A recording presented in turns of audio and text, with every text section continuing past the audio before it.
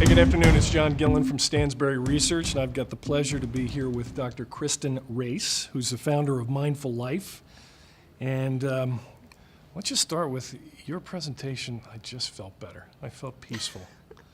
And train your brain like your body is so important, and particularly for people who are investors. And why don't we just start with how'd you come up with this? Meditation. Yeah. Quality of life. I mean, I'd love to hear your background. Right, and the short version, as short as I can get it, is when I was in graduate school, I was studying the neurology of stress. And at the same time, I had a full-time job. I had 2 young kids, or not even 2. I had a toddler, and I was pregnant with my second child. And after my second child was born, and after defending my dissertation, I had a full body breakdown. Essentially, I was diagnosed with an autoimmune disease that was triggered by stress. I'm sorry. Luckily, I knew a little bit about stress, having studied neurology of stress. And so I started doing a ton of research around the practice of mindfulness as it builds resilience to stress. Started introducing it actually in schools to kids, expanded to teachers, realized that the parents of these very stressed kids also needed the practices as well. And it just kind of organically has grown over the last 10 years as I think our stress level has grown and people are just being more kind of bombarded with all these little triggers in their lives that are triggering stress in their brain. So we started in schools, then went to parents, and now work with corporations and even medical providers and first responders. I love love is probably not fair, but your story about you were getting ready to give a presentation at Coca-Cola, your modem went down, Yes. You were looking at your assistant like, you've got to be kidding me, but you kept it cool.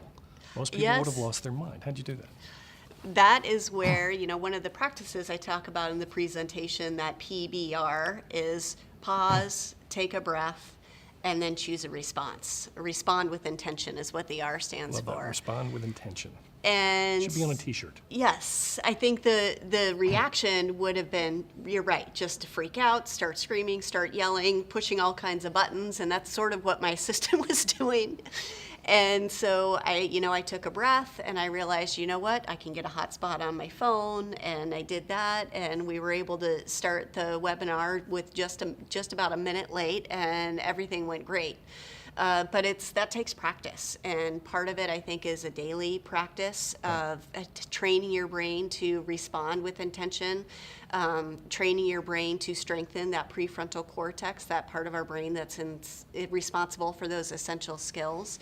And then the more we do that, the easier it is to put those practices into use when we really need them. I have a question.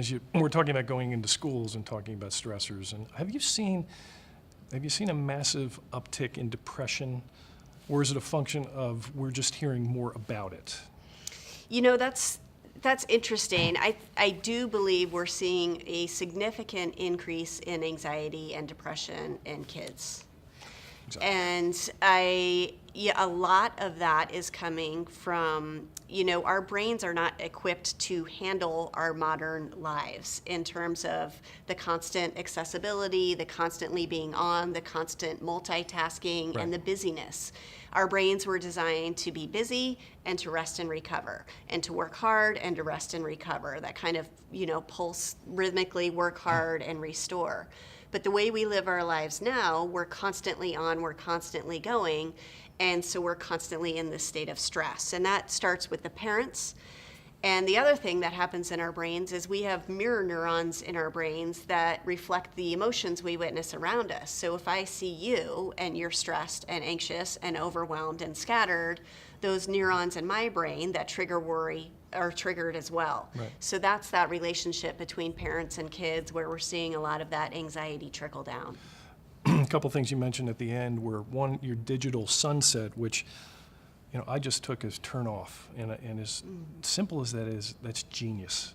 Just turn off, and all of us are guilty of constantly checking. Constantly checking. It's addictive, because we get a little dose of, dopamine when we hear that ping. Right. You hear that ping on your phone. Wow, that could be something great. I could have won the lottery. I could have gotten a new job. That's where your brain goes. Never that case with me, but. So I know it's never the case with me either.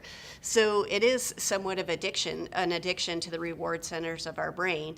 And you don't have to shut down for the entire night. Not everybody can shut everything down at 5 o'clock.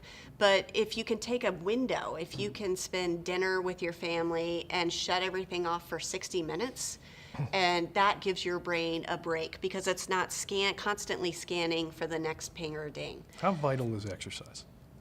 Exercise, for me, exercise is huge. It all fits into this component. Exercise. So, although I will not be going on a mountain bike ride. Right. That's with okay. You don't anytime have soon. to. I think you said 3 hours. I can't watch Netflix for 3 hours.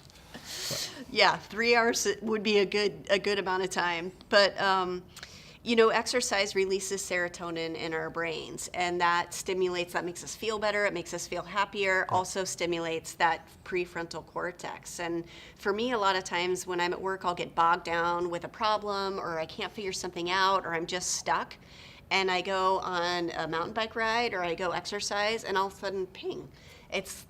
All these ideas come to me, or I solve the problem.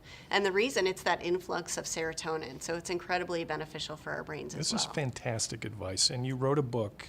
Give me the title again? The title's Mindful Parenting. Mindful Parenting. Mm-hmm. And whether you're a parent or you're not, I'm sure it is appropriate for all of us. I just wanted to conclude with, you mentioned 3 good things. Yes. And sharing with a friend. Just spend a minute on that, if you would. Sure. So I've done this in a number of different ways with corporations. I've practiced it myself with my family.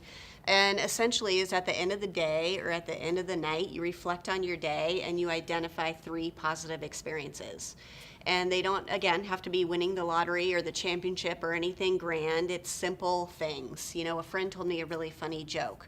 The sun was out today. I walked in and the dog was excited and wagging his tail. So really simple things.